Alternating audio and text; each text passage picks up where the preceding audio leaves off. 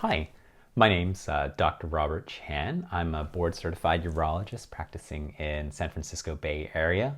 On this video, we're going to react to an episode of Game of Thrones. In this episode, Theon Greyjoy undergoes a urologic procedure against his will. I'm going to talk about some of the medical science behind it and how we might fix Theon's unfortunate problem. Let's watch. Ramsay delivered the terms. The Ironborn turned on Theon, as we knew they would. They handed him over, trussed and hooded. But Ramsay, well, Ramsay has his own way of doing things. Oh, girls weren't lying. You had a good-sized cock. Let's talk a little bit about what some of the different tissues that compose the penis are. It's made up of several structures. The urethra, which is what channels the urine from the bladder, and that's surrounded by a layer of spongy tissue called the corpus spongiosum. This fills up with blood whenever somebody has an erection. Next, you have a pair of corporal bodies. Inside this, it's a tissue that's very vascular and that can fill up with blood and expand as needed during an erection.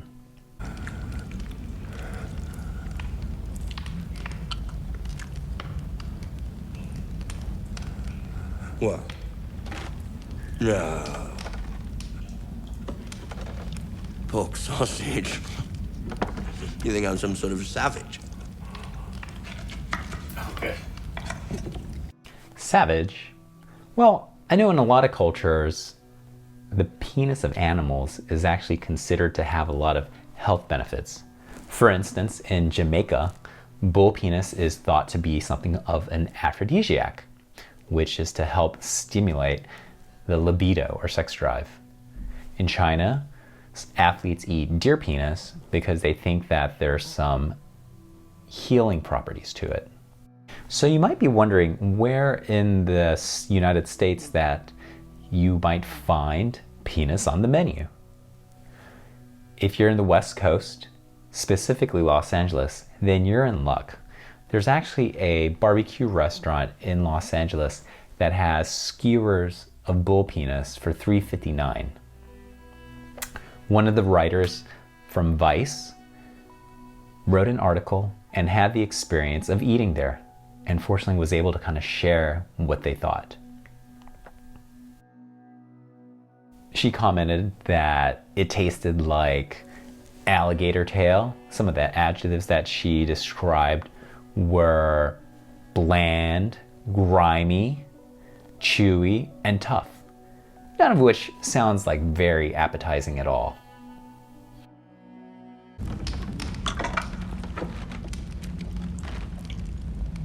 People talk about phantom limbs. An amputee might have an itch where his foot used to be. So I've always wondered, do eunuchs have a phantom cock? Next time you think about naked girls, That's actually a really interesting question. would you feel an itch? So phantom sensations are the feeling of having a body part after they've been removed. For instance, men with penile cancer who have undergone a penectomy, about 60% of them report having a sensation of a phantom penis. An interesting question that some of the professors at UC San Diego posed was, what about transsexuals and phantom penises? So a transsexual is a person whose internal gender identity, or the way they kind of see themselves in their mind, is different from their external genitalia. They looked at females that had converted to males and asked them the question, before they underwent their sex change, how many of them felt like they had an experience of a phantom penis or phantom erections. Almost around 60% of them noted that they did, which is amazing considering that when they also asked some female college students who were not transsexuals, 0 out of 10 of them said that they ever felt like they had a phantom penis. When looking at the male to female transsexuals, those who had undergone surgery and undergone a penectomy, only about 30% of them experienced a phantom penis following their penectomy. Now that's just interesting because you would expect, kind of based on the data from the penile cancer, that it would be around 60%.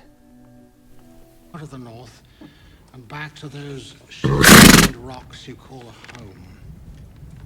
On the first night of the full moon, I will hunt down every islander still in our lands and flay them living the way I flayed the 20 ironborn scum I found at Winterfell.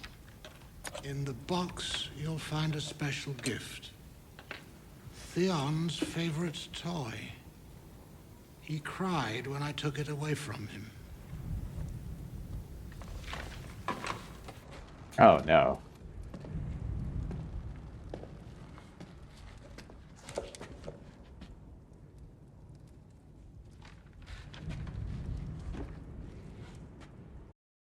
So fortunately, penile amputations are a very uncommon thing.